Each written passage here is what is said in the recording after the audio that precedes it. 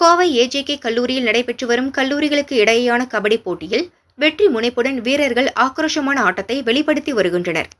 Kovai AJK கலை அறிவியல் கல்லூரியின் உடற்கல்வித்துறை சார்பில் பாரதியார் பல்கலைக்கு உட்பட்ட கல்லூரிகளுக்கு இடையே சி மண்டல ஆண்களுக்கான கபடி போட்டிகள் நடைபெற்றன. இதில் 22 அணிகள் பங்கேற்றுள்ள நிலையில் கல்லூரி முதல்வர் ராஜு போட்டிகளை துவக்கி வைத்தார். நாக் அவுட் முறையில் போட்டிகள் நடக்கின்றன. முதல் போட்டியில் என்ஜிஎம் கல்லூரி அணி 38க்கு 24 என்ற புள்ளி கணக்கில் ஸ்ரீ கிருஷ்ண ஆதித்யா கலை அறிவியல் கல்லூரி அணியை வென்றது. தொடர்ந்து டெக் சிட்டி கல்லூரி அணி 30க்கு 8 என்ற புள்ளி கணக்கில் சிபிஎம் கல்லூரி அணியை வென்றது.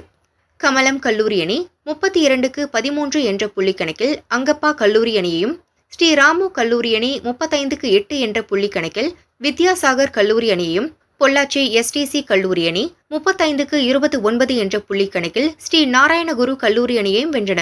உடுமலை அரசு கலைக்கல்லூரி அணி 29க்கு 16 என்ற புள்ளி கணக்கில் பொள்ளாச்சி அரசு கலைக்கல்லூரி அணியையும் வென்றன. போட்டிக்கான ஏற்பாடுகள் ஏஜேகே கல்லூரி உடற்கல்வி இயக்குனர் இளையராஜா தலைமையில் நடக்கிறது.